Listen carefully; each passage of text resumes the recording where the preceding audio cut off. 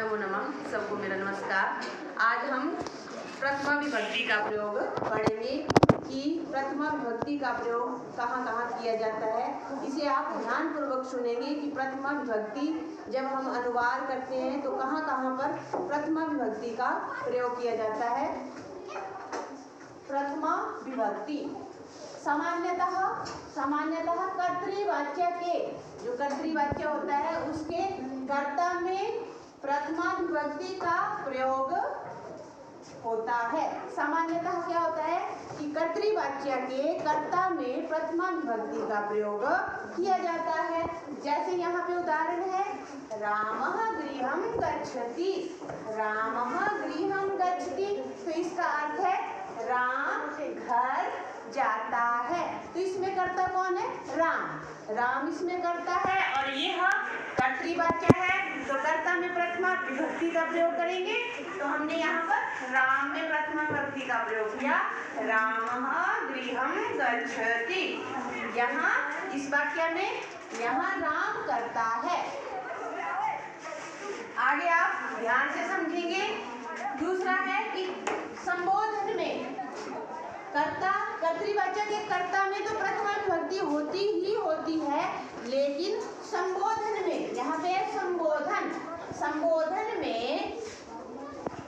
संबोधन में प्रथमा विभक्ति का प्रयोग होता है। तो दूसरा प्रयोग कहाँ होता है? संबोधन में। जब हम किसी को संबोधित करते हैं वहाँ पर भी प्रथमा विभक्ति का प्रयोग होता है। इसे आप अब उदाहरण से अच्छी तरह समझेंगे। हे बालकः,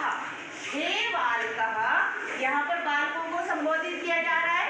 हे बालकः यूयं कुत्र गच्छथ। हे बालको तुम सब कहाँ जाते हो। हे बालको तुम सब कहाँ जाते हो। तो इसमें संबोधन में भी प्रथमा विभक्ति का प्रयोग किया गया। यूयं कुत्र गच्छथ। यूयं कहते हैं तुम सब कहाँ जाते हो। तो कर्ता के साथ हमने क्रिया भी वही लगानी है जो कर्ता होगा। आगे कर्म वाच्य के कर्म में प्रथमा विभक्ति का प्रयोग होता है। पहले मैंने बताया कि कर्तृवाच्य के कर्ता में प्रथमा विभक्ति का प्रयोग होता है। तो दूसरा है कर्म वाच्य के। अब कर्म वाच्य के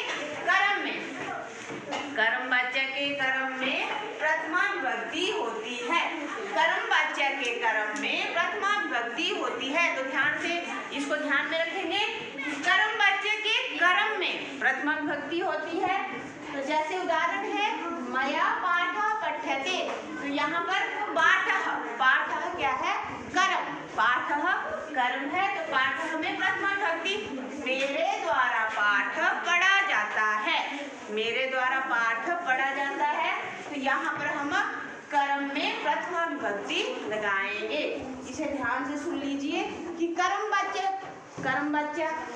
है कि जो हम कर्म कर रहे हैं, कर्म वाच्य में कर्म में प्रथमा विभक्ति और कर्तृवाच्य के कर्ता में प्रथमा विभक्ति और संबोधन में भी प्रथमा विभक्ति का प्रयोग होता है। तो इसे आप ध्यान में रखेंगे। तीन स्थान में मैंने आपको प्रथमा विभक्ति का प्रयोग बताया। पहला बताया कर्तृवाच्य के कर्ता में, दूसरा बताया संबोधन में, तीसरा बताया है कर्म वाच्य के कर्म में प्रथमा विभक्ति का प्रयोग किया जाता है। इसको आप जब हम कर्तृवाच्य से कर्म वाच्य बदलेंगे, वाच्य परिवर्तन करेंगे, तो आप इसे अच्छी तरह से समझेंगे। आप सिर्फ इतना ही याद रखेंगे कि प्रथमा विभक्ति का प्रयोग कहाँ कहाँ किया जाता है। तो मैंने समझा दिया कि कर्तृवाच्य के कर्ता में, संबोधन में तथा कर्म वाच्य के कर्म में प्रथमा विभक्ति का प्रयोग किया जाता है। जितना भी मैंने ये लिखा हुआ है इसे आप अच्छी तरह से लिखेंगे, याद करेंगे।